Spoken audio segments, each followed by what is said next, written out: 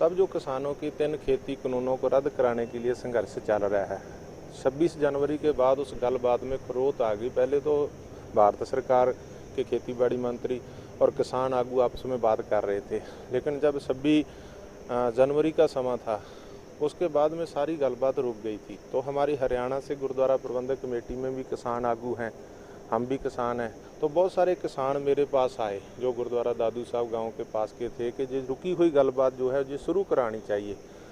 तो मैंने जब उनका सारी का गलबात को सुना, क्योंकि पहले हम भी वहाँ संयुक्त मोर्चे की स्टेज पर गए थे, वहाँ हमारे मेडिकल कैंप भी चलते रहे हैं और टिकरी बॉर्डर पर, सिंगू बॉर्डर पर भी लंगरों की सेवा भी जितनी हो सकी हमने हरियाणा से गुरुद्वारा प्रबंधक किया, क्योंकि किसानों से ही गुरुद्वारों में सेवा आती है तो किसानों के लिए खर्चे करते हैं। तो हमने सभी मामले को ध्यान में रख के हमारी हरियाणा से गुरुद्वारा प्रबंधक कमेटी की 4 जून को एक मीटिंग थी, अंतरंग कमेटी की मीटिंग थी। तो उसमें जो फैसला हुआ कि हम मुख्यमंत्री साहब हरियाणा जो कि भारतीय जनता पार्टी के हैं, केंद्र में भी भारतीय जनता पार्टी की सरकार है, कि उनके पास हम मुद्दा लेकर जाएं, उनके पास प्रस्ताव लेके जाएं कि वो इसमें बिचौलगरी करें केंद्र और किसानों के बीच। रुकी हुई गलबात है, अगर चलेगी तो मसला हल होगा, ऐसे तो किसान बैठे रहेंगे। सैकड़े किसानों की जो है जानें चली गई है रास्तों में, एक्सीडेंटों में, बीमारियों के कारण।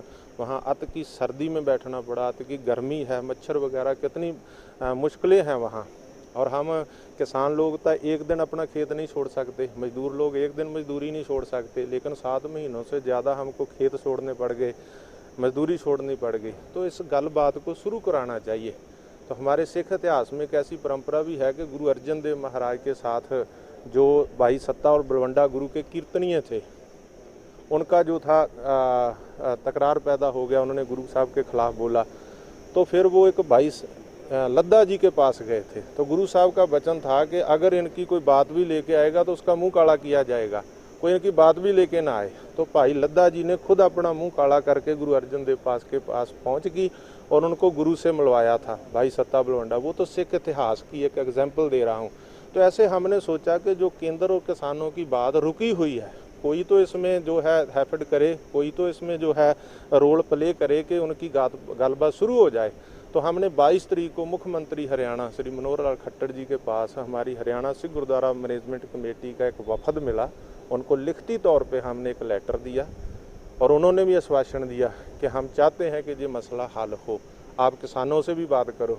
तो हमारे जो किसान भाई हैं, हमने 5 मेंबरी कमेटी बनाई। हरियाणा से गुरुद्वारा प्रबंधक कमेटी इंडिपेंडेंट एक संस्था है, वो अपना रोल प्ले कर रही है कि किसानों और केंद्र की गलबात चले, क्योंकि गलबात से मसला हल होगा। तो इसके लिए कल 9 मेंबरी कमेटी जो है किसानों की, उनके साथ मीटिंग भी हुई है हमारे किसान आगुओं की, जो हरियाणा कमेटी के भी अहदेदार हैं और किसान आगू भी हैं, किसानी से जुड़े हुए हैं। तो कल उनकी जो किसान जथेबंदियों के आगू जोगिंदर सिंह उगराहा हैं, जगजीत सिंह डल्लेवाल हैं, डॉक्टर दर्शनपाल हैं, जोगिंदर यादव हैं, उनके साथ बात हुई है। आज भी उनके साथ उनकी गलबात थोड़े समय में हो रही, मेरे को फ़ोन आया कि उनके साथ भी गलबात होगी। उनको भी लिखती तौर पे हमने जैसे हरियाणा सरकार को दिया, ऐसे ही किसानों को जो आगू हैं उनके पास भी हमने जो है लिखती तौर पे अपना जो लेटर हेड दिया है।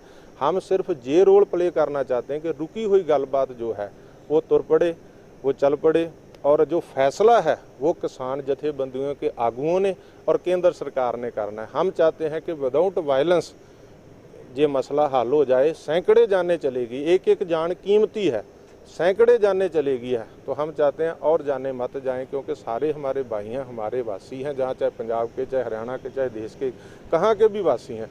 तो हमने अपना जो रोल प्ले करने की कोशिश की है। हम चाहते हैं, हमको पूरी आस है कि केंद्र और किसानों की बात शुरू होगी तो ये बात जो मसला है वो हल होगा और हमारे किसान भाई अपनी जीत के जयकारे लाते हुए अपने घरों को परतेंगे।